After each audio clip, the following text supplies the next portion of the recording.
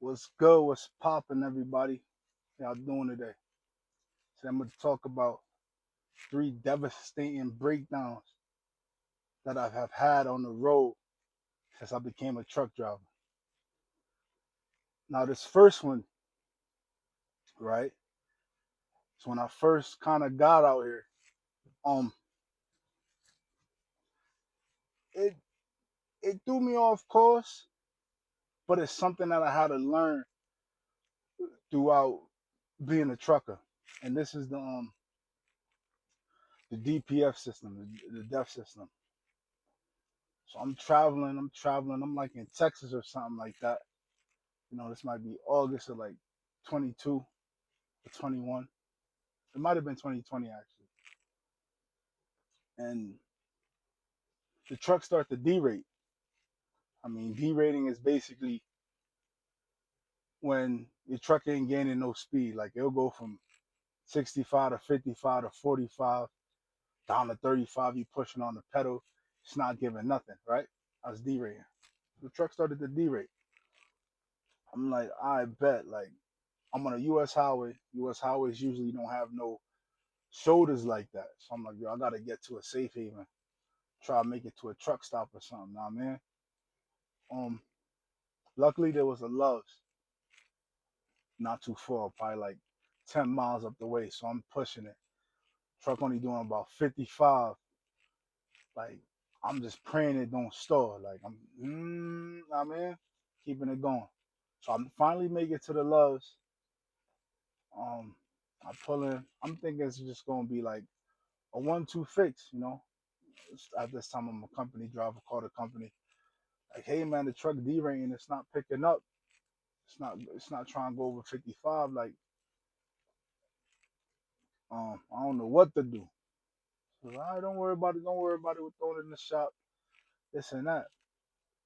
So finally get the truck in the shop. They do their diagnosis. I mean, analysis on it, and then they tell me, oh, the def tank or the def system need to be baked. And I'm like, where was that? That's when they got to take it out. You know, put heat to it, burn out all that.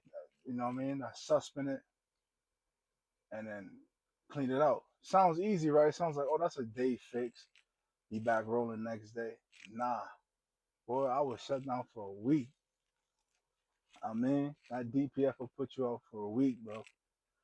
So I'm like, all right, cool. At this time, I think I'm in Wichita Falls, Texas. So they put me in a hotel and all that. Um, I was cooling. You know what I mean? I get breakdown pay. Um, but it was just one of those breakdowns that just like you didn't expect it to just last a week. You know what I mean? You expect it to be in and out. Um, Make the depth tank, get the truck out. But in trucking, some shops, man, they'll hold you up um, for time on end. So you just got to be prepared to be in a shop. Be prepared to deal with breakdowns. Have chicken on you, saved up in the cut. So when these things happen, you're not asked out. Um, that you could order food or go out on the town wherever you land at and not just be bored in the hotel. But this breakdown was an eye opener because every 200,000 miles or so, that's when you want to bake your def tank for certain trucks. I don't know, you know what I mean? What truck you hauling, but for at the time I was hauling the Peterbilt, not no long snout or nothing like that. But yeah, every 200,000 miles, definitely want to bake it, or it will start to derate. And I know these def systems give a lot of problems to these trucks. It's best to not even have it, but it's it's part of the rules now. Having definitely a truck, you know what I mean? But yeah, that put me out, shut me down for a week. But I was good though. You know what I mean? You get breakdown pay at the company. So I was straight. My second one, second devastating breakdown, man. This when I jumped in the lease purchase game.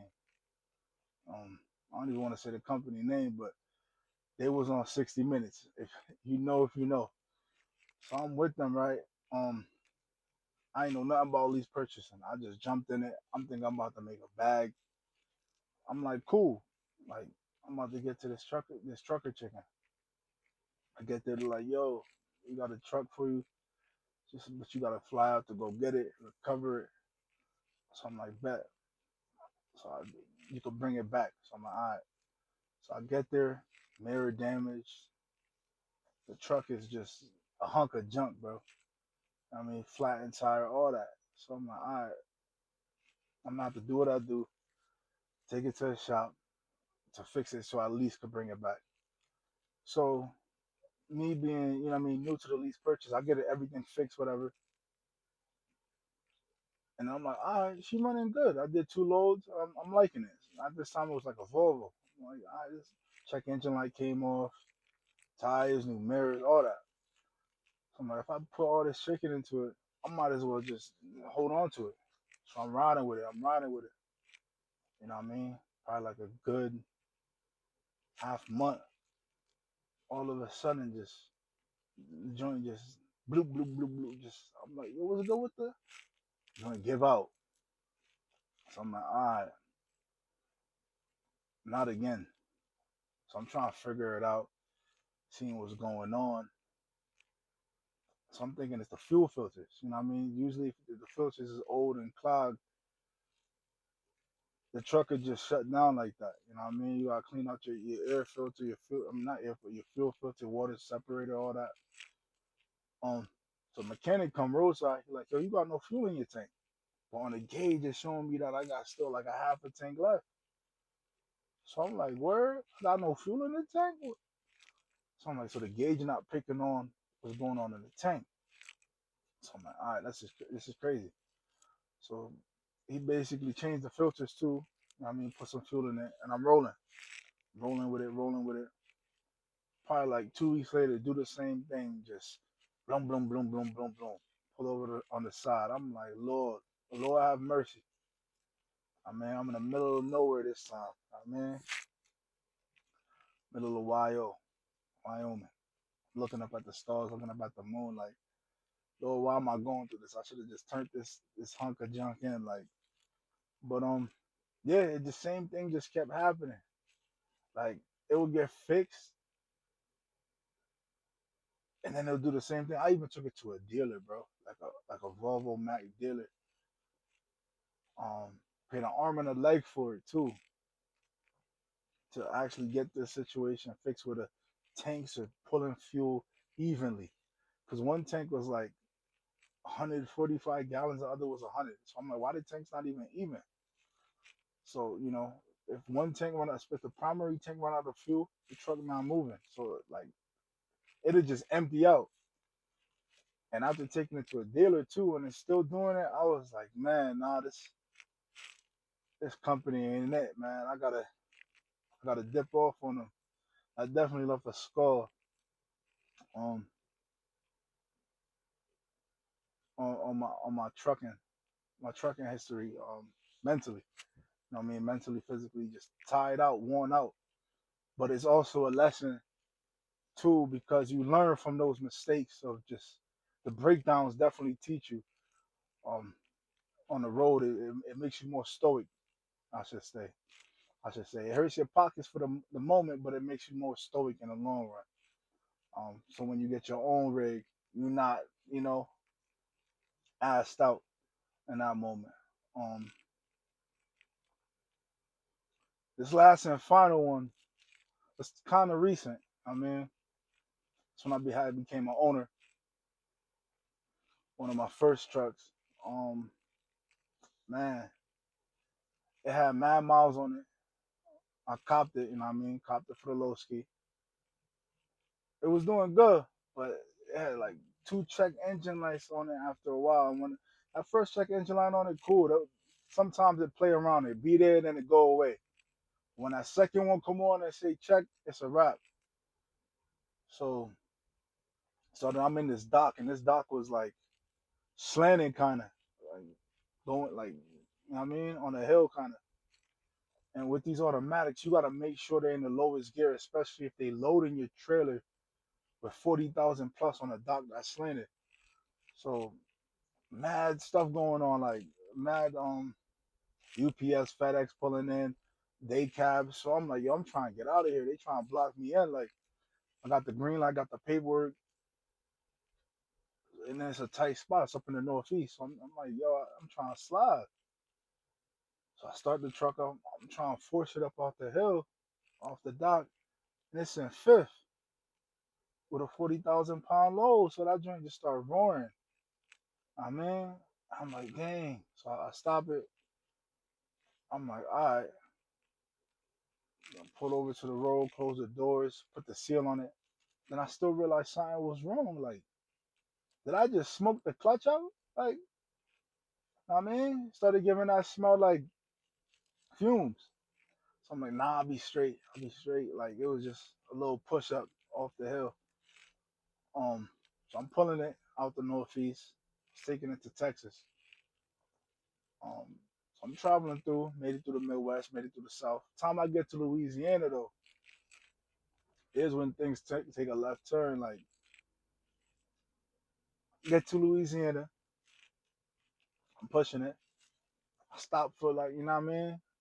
Little inner trip, little snack, you know what I mean? Refresh. I jump back in it, man. I start to go, that joint just revving high. It's not even catching the, you know what I mean? The clutch not catching the gear. I'm like, nah, man, what happened? So I'm trying to pull it over. I pull it over, get to the top of an off ramp, and it just stopped. And the off, mind you, off ramp, people trying to get off their exit, make their left, make their right, but I'm on the off ramp just there. And you got car carriers behind me, drive vans behind me, and I'm just like, dang, it's nighttime. I'm like, what's going on? Why? I'm just trying to roll over at least to the on ramp, over to the side, but they just gave out. So other trucks come out, try to assist me. They're like, yo, just, try to step on it, try to turn the wheel this way, turn it that way. Driver's like, yo, I'm smelling something coming from the hood. Like, yeah, I think it's the clutch, man. I think the clutch burnt out, unfortunately. But by the grace of God, thank God, I got it to move a little bit up over the off ramp back onto the on ramp out the way after like 30, 40 minutes, bro. And fortunately, them trucks behind me was able to swing and then make their left or their right. So I'm on the on ramp. I'm like, man, this can't be happening. I just threw down on this truck. So I'm like, man, I bet. I don't want to. I don't like. I mean, I'm not staying on this off ramp, on ramp. Where's the next truck stop? Where's the next shop at least I could roll to? Because that roadside be crazy, or even tows be crazy. So I rolled to a mom and pop, probably doing like 22, joint revving high. Try to turn in the entrance. Joint can't even pick up the hill. Bang. Amigo jumped out his truck. I mean, at the truck stop, trying to help me. He's just, yo, just give it all she got. Roll back. Just give it all she got. So boom, finally get up the little hill. Park it up at the truck stop. Again, I'm thinking this is a minor fix. And when you in the South too, like Louisiana area, ain't many options if you're not like near a major city like New Orleans or like, you know what I mean, um, Baton Rouge and stuff like that. You know what I mean? I'm way on the other side, closer to Texas side, but still kind of deep. So I'm like, dang. So I had to call it tow. I mean, called the tow, told me all the way to Sulphur Lake Charles area. You know what I mean? And I tell you, man, rather than the shop, first shop they know what to do. Second shop, they start analyzing it. They're talking about the knock sensors, all that. Okay, they fix the knock sensors, cut out this, cut out that, replace this. Um, and I'm like, is it going? Is it done derating? Like, is the check engine light out? They're like, nah. So mind you, I'm there for like a week go by, calling the shop. I'm like, yo, what's up? Like, you know what I mean? Any progress on the truck? Nah, we don't know what's wrong. We still doing a diagnosis, this and that. So I'm like, word, word. Getting a little tight now. I mean, chicken's slowing up. I mean, just put chicken down on this truck, but it's blown out. So, bang, another week go by. I'm like, nah, man, this is ridiculous. This is ridiculous. They didn't know what was going on with it. Long story short, truck blew out. Um, you know what I mean? Good thing I knew, you know what I mean? Some people put me in a better one. You know what I mean? So I threw down on this one. I knew her. It's running. But to conclude this, that's 3 devastating breakdowns on the road. You just never know what you could encounter as a trucker, especially when you try and get to it, when you trying to run, when you try and do the right thing. You know what I mean? These things happen. It could cause setbacks, but you just gotta pray to God, man. He gonna guide you through it. You're gonna be frustrated through it. I'm telling you, when the thing break down, you're gonna feel like, man, I'm just doing good. I just ran 2 good weeks, but now I'm back in the shop. What's going on? But you gotta keep your head high, man. John 16:33. In this world you'll have tribulation. In Christ you'll have peace. Be of good cheer, for Christ has overcame the world. So even in those moments of distress, I just learn to put my faith and trust in Him. And you know what I mean? That's 3 devastating blows to this trucking. And just know, if you're a rookie truck driver, just prepare for the breakdowns, prepare for the stall outs. It's gonna happen. The blowouts in the tire. You gotta be patient through it. I mean, gotta work through it. And it just builds character, builds stoicism as you go and mature as a truck driver. This is Dre Bossman, man. 3 devastating breakdowns. Catch y'all on the next one.